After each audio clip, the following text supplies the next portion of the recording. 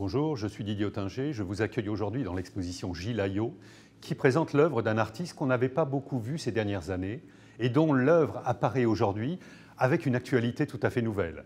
Le fait que Gilles Ayot se soit consacré à la peinture d'animaux fait de lui aujourd'hui le penseur d'un sujet qui est un sujet qui préoccupe évidemment la société dans sa globalité aujourd'hui, qui est celle de la place de l'homme au sein de la chaîne du vivant.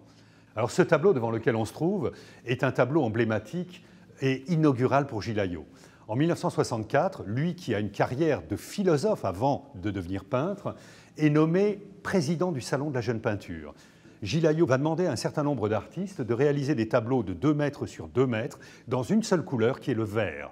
Et si ce tableau est important pour Gilles Ayot, c'est que c'est la première manifestation d'un intérêt qui ne va plus le lâcher, qui est la représentation des animaux. Alors ici, on est face à un tableau qui, par ses détails, montre quelle est la gravité de cet enfermement et la signification que Gilles Ayot donne à ces éléments qui apparaissent dans les eaux modernes. Le fait que l'inscription apparaisse en allemand gothique n'est évidemment pas insignifiante dans ces années qui sont encore des années d'après-guerre. Le fait que ce carrelage maculé d'un certain nombre de taches puisse évoquer des reportages contemporains sur des scènes de torture qui se passent à ce moment-là en Algérie, au Vietnam ou ailleurs, fait de ce tableau effectivement un tableau chargé socialement et on peut dire politiquement. Et encore plus si on le met en regard d'un ouvrage qui va paraître 1 an après ce tableau, qui est un ouvrage du philosophe Michel Foucault, qui écrit « Surveiller et punir », un ouvrage dans lequel il recense tous les dispositifs inventés par les sociétés modernes pour contrôler, pour maîtriser la folie, la déviance des individus, que ce soit les prisons, les écoles, les casernes ou les hôpitaux psychiatriques.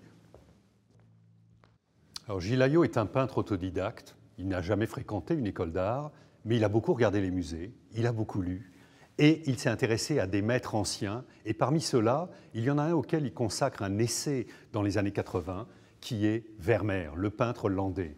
Et évidemment, ce tableau, ce petit pan de mur jaune, pourrait-on dire, est un hommage direct à Vermeer.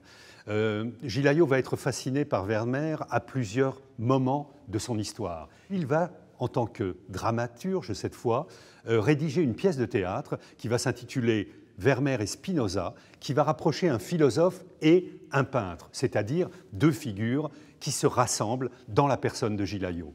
Gilles Ayot s'intéresse à Vermeer parce que Vermeer propose une image qui est presque celle de la réalité intouchée.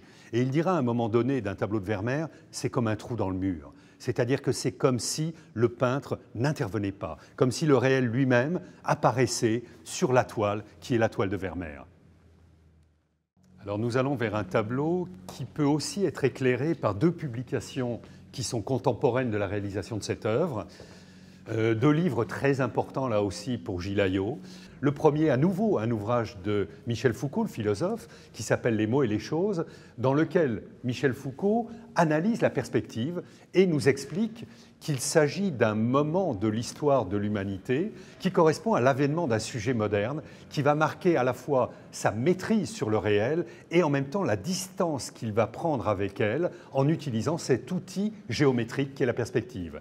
Le second ouvrage, c'est un ouvrage qui va paraître en 1967 et qui est un ouvrage là aussi fondamental pour la génération de Gilles Ayot, c'est La Société du spectacle de Guy Debord. Et pour Guy Debord, il y a un mot-clé qui résume peut-être ce spectaculaire qu'il va dénoncer dans son ouvrage, c'est celui de séparation. La séparation que définit Guy Debord est celle de l'existence contemporaine qui est coupée de la vie, en condamnant les individus à ne plus devenir que les acteurs d'un scénario déjà écrit en dehors d'eux. On voit dans l'exposition des carnets réalisés par Gilles Ayot lorsqu'il avait 10 ans, et on voit que dans ces carnets, il consigne des figures d'animaux qu'il va étudier au Jardin des Plantes ou aux Eaux de Vincennes. Des années plus tard, il va concevoir cet immense projet qu'il va appeler l'encyclopédie de tous les animaux, y compris les minéraux. Et dans le terme d'encyclopédie, il y a quelque chose de très ironique, évidemment, de la part de Gilles Ayot. L'encyclopédie, c'est le moment de la recension et de la maîtrise absolue du monde, au XVIIIe siècle, sous l'emprise effectivement d'une fascination pour la machine, pour la technique, et qui suppose qu'on entre dans un âge scientifique. Cet âge scientifique suppose que les animaux sont considérés suivant des archétypes, des modèles. Or, Gilles Ayot, lorsqu'il va parler de ces animaux, va dire « ce sont des gens comme les autres ». C'est-à-dire qu'il est aux antipodes de cette vision et distance analytique, il est au contraire dans l'empathie.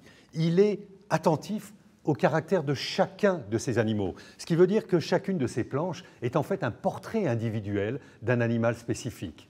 Il est évidemment bien plus poète que scientifique dans ce geste-là. Gris et grillage, un tableau de 1971 qui nous permet d'évoquer l'activité de Gilles Ayot dans un autre domaine qu'on n'a pas abordé jusque-là, celui de dramaturge. Gilles Ayot a écrit plusieurs pièces de théâtre, 2 vont être montées de son vivant, et elles auront une signification évidemment par rapport à ses propres réflexions de peintre. L'une, on en a déjà parlé, s'intitule Vermeer et Spinoza, le dialogue entre un peintre et un philosophe. L'autre s'appelle Le Masque de Robespierre, et cette pièce, évidemment, pose la question de l'engagement politique qui est au centre de la préoccupation de Gilles Ayot dans ces années, qui sont des années de grande militance. Ce tableau-là va servir de décor, littéralement, va être construit en 3 dimensions pour le Festival d'Aix-en-Provence et va abriter Pierre Boulez, le compositeur, qui, à l'intérieur de cette cage, va diriger le Pierrot lunaire de Schoenberg pour le Festival d'Aix-en-Provence. Au fil des années 60, le Salon de la Jeune Peinture se radicalise politiquement pour finir par flirter avec une forme de maoïsme. Gilles Ayot est toujours président et en 1967, il décide de créer une salle présentée au Salon qui va rendre hommage à ce qu'il qualifie de soutien au peuple vietnamien en lutte. Nous sommes alors en pleine guerre du Vietnam. Et Gilles Ayot va s'inspirer pour concevoir ce tableau d'une photographie de propagande du Viet Minh, c'est-à-dire de l'armée du Nord-Vietnam. On voit ici une écriture tout à fait libre, on le voit là des pointillés, c'est-à-dire il continue à faire de la peinture, y compris dans ce registre, qui est le registre qu'on pourrait qualifier de peinture de propagande. Alors, nous sommes ici dans la dernière salle de l'exposition, qui est consacrée au séjour qu'effectue Gilles Ayot en Afrique en 1988. Il va séjourner pendant plusieurs semaines au Kenya et il en rapportera des images telles que celle-ci. Et on voit que Gilles Ayot, qui a été le peintre de la séparation pendant des décennies, le peintre de l'enfermement, des animaux enfermés dans les dispositifs les plus rigoureux, les plus violents, on le voit ici peindre au contraire la réconciliation, c'est-à-dire ce moment où les animaux sont en parfaite symbiose avec leur nature même et avec leur environnement. Ils disparaissent. Et on voit le style de Gilles Ayot qui accompagne ce moment de libération en adoptant une écriture picturale, vous le voyez, d'une incroyable liberté. Et là, il rejoint évidemment la peinture de Manet, qu'il a toujours vénérée, celui qui est capable d'un seul coup de pinceau d'exprimer la vérité d'un sujet qu'il représente. Gilles Ayot a commencé par être un philosophe, mais pas n'importe quel philosophe. Les philosophes qui l'intéressaient étaient les philosophes présocratiques, c'est-à-dire de ce moment de la pensée en Occident où la poésie est plus importante que la raison d'une certaine façon. Et c'est cette poésie-là de la réconciliation, de la continuité, qui est le grand sujet de ces peintures africaines.